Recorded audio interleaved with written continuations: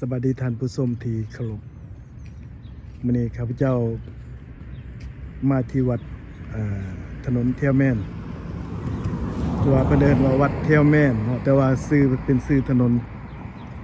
วัดนี้บ่มีชื่อเนาะเพิ่นใส่ชื่อถนนวันนี้มีครูบาใหญ่หรือว่าอาจารย์ใหญ่เพิ่นละสังขารเนาะมาได้ทิศ2ทิศแล้วนั่นก็คือพ่อปู่อุดมอดีตเป็นก็เป็นนายทหารคนหนึ่งในสมัยรัฐบาลพระราชอาณาจักรลาวเนาะมื้อนี้ข้าพเจ้ามาที่วัดแห่งนี้สิเข้าไปส้มทางในเลยพี่น้องเพราะว่าปรากฏว่ามื้อนี้มีรถมีล่างมีเอาต้นญาติโยมหลายคนเข้ามาเนาะการสินำพาบรรดาทานเข้าไปเบิ่งทางในเนาะ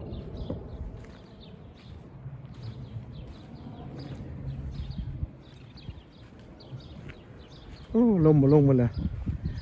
อันนี้เป็นเส้นทางเส้นนี้สิเป็นเส้นทางที่ว่าเพิ่นสินำสรีระสังขารหรือว่าห่างกายหรือว่า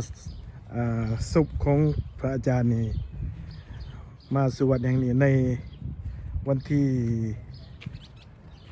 13หรือ14เนาะ13ประมาณนั้นเดือนตุลาเนาะ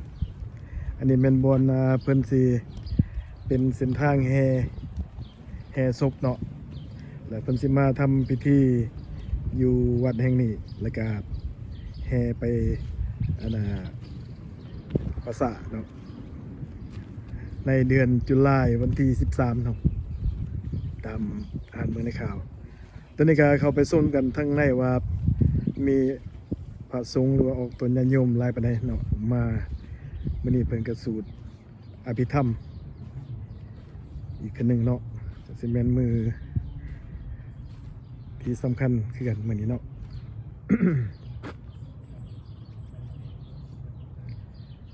วันนี้เพิ่นปลูกต้นคูนหลายเนาะ แต่ว่าหากระปุงใบเก่าล้นแล้วบ่ทันปงแต่ว่าตัวปงก็มีออกดอกก็มีเลย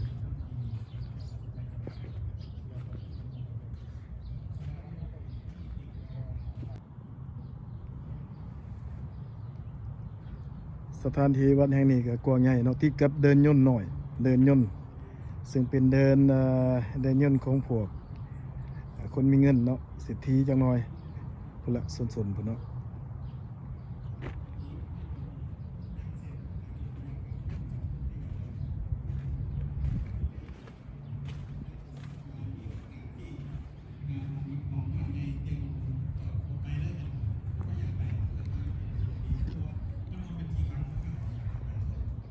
เข้าไปทางในก็สิแม่นเพิ่นกำลังธรรมเทศนามีแม่ค้าออกต้นญาติโยมหลายองค์เนาะแล้วก็ครูบา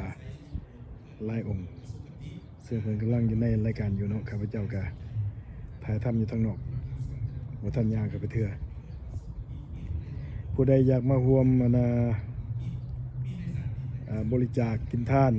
นำอุดมเนาะก็อยู่ที่วัดแท่แม่นเด้อพี่น้องเนาะวัดแท่แม่นปัจจุบันนี้เพิ่นก็ได้ละสังขารไปแล้วประมาณ2 อาทิตย์กว่าๆแล้วเนาะมือศาปนกิจศพหรือว่าส่งเพิ่นสู่สวรรค์ก็สิแม่นมื้อวันที่13-14ตุลาเนาะ13เนาะ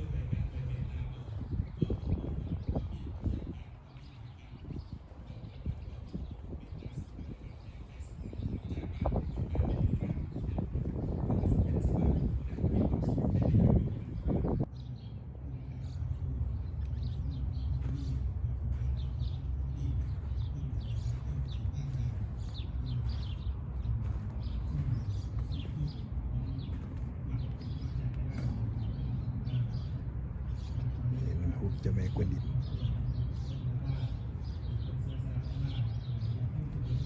ตอนนี้เป็นเวลา6 โมงปลาย6 โมงแรงตะเวนกำลังสิตกดิน อ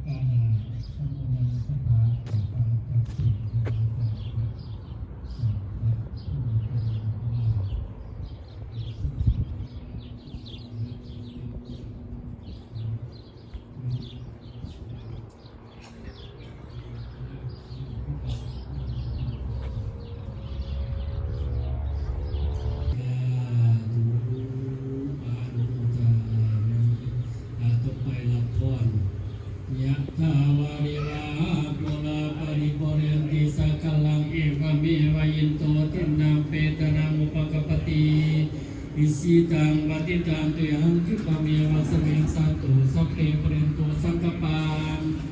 จันโทปนะระโสยะธามณิโสติระโสยะธา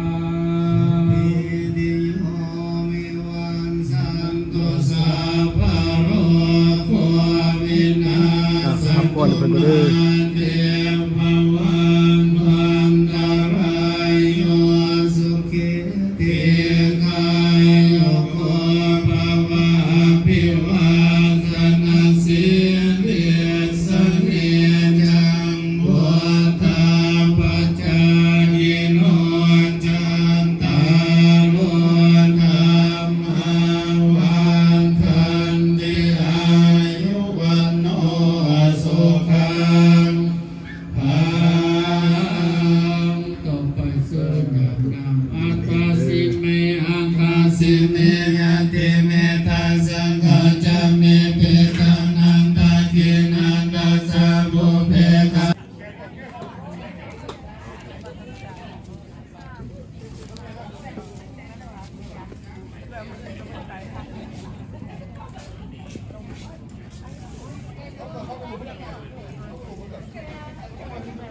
ตอนนี้หลังจากสูตรอภิธรรมแล้วเป็นการมีการ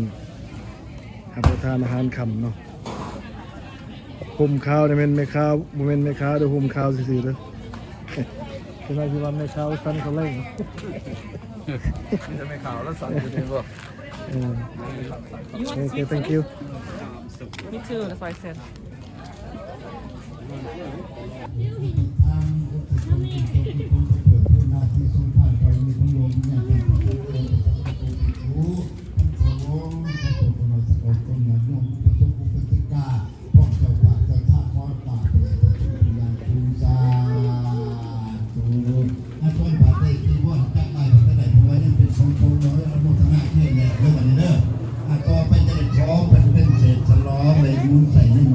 น้องต่อไปเนาะ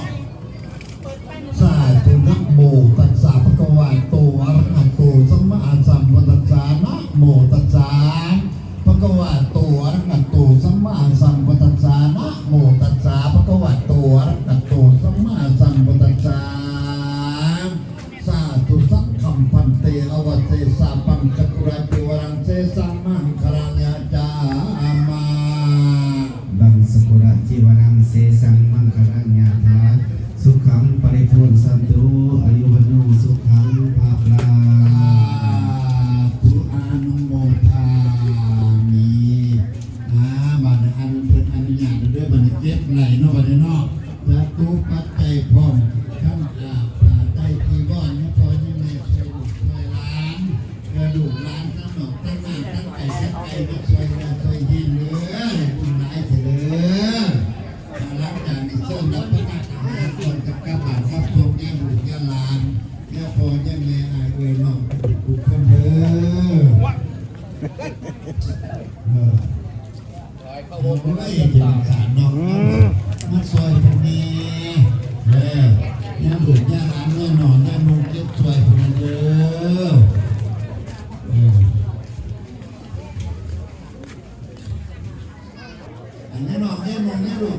ตอนนี้เป็นสูตรอภิธรรมที่เรียบร้อยเนาะสำหรับมื้อนี้มื้อต่อไปจะแน่นมีเจ้าภาพอื่น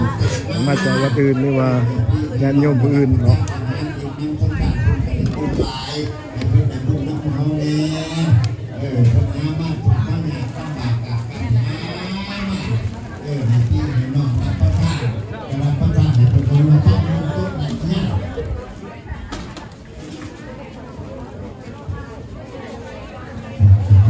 ขอบใจเขาอุปถัมภ์ที่เราเป็นนั่งคณะของแม่อุซิอ่อนเป็นทำที่ชมโบราณของเพื่อนแล้วก็ขอบใจนั่งศาสนาวิธีวิโรจน์จันทร์มาต้องพูดท่านมันดีก่อนความสู้ว่าการแสดงการมีภาวะเป็นแบบกูนั่งเพลงก็พุ่งของทางเป็นไส้เป็นหน้าบริการเป็นตะวันของแบบพุ่ง2 วันเป็นแบบ โอ้ยก็ยังว่าบ่ให้ทีมก็สิทีมแท้แล้วเนาะ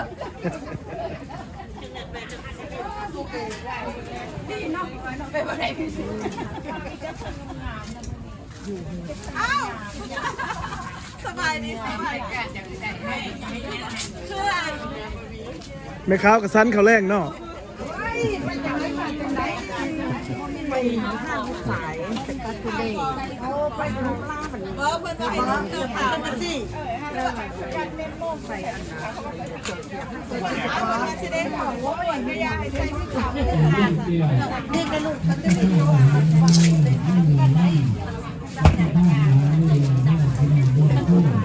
มันย่างบ่อ่อน เฮ้ยอย่าปะ